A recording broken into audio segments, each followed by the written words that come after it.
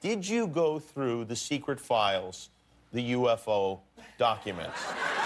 Because if I was president, that'd be the first thing I did. You know, it's funny. My daughters asked the very same question. They did? Yeah. UFOs. You've been the president. You've seen all the info. Are they real? The truth is that we've never proved one, but there are things flying around up there that we haven't fully identified yet. Would you be allowed to tell your daughters what was in those files? No. You would not? No. Now that you're out of office, you can do anything you want, right? True, yeah. But I'm not telling you. You're not telling You're not telling me what? Are you not telling me that you looked at them? I'm not telling you nothing. If I was the president, and it's unlikely that that is ever going to happen. You never know. My hand would just, it'd still be hot from touching the Bible, and I would immediately race to wherever they have the files about Area 51 and the UFOs, and I go through everything to find out what happened. Right. Did you do that? That's why you will not be president. Because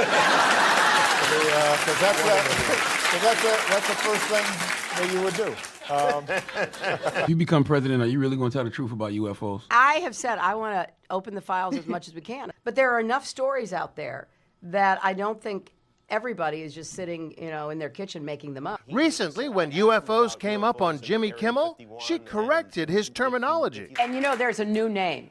It's unexplained aerial phenomenon. All this talk about dem aliens with the you know, what are they, UAFs or whatever they call them, you know, all the footage and everyone talking about it. It's like, but I was wondering if you have a theory about that.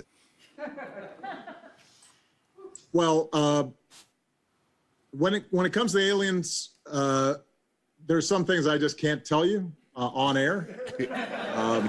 What's your viewpoint on what these objects that seem to defy all laws of physics are?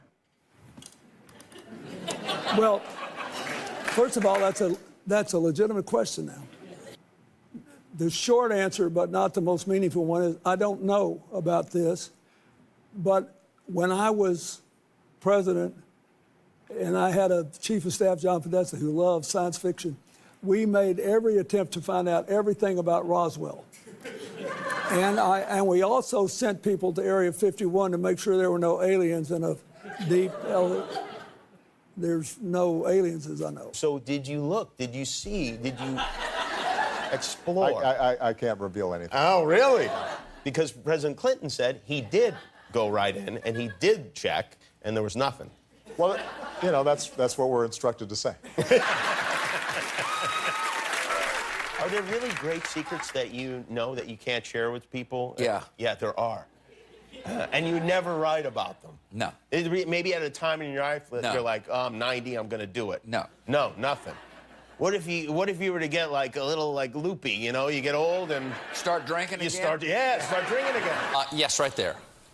So you have interviewed a lot of presidents before, and I wanted to ask you if any of them told you if aliens were real.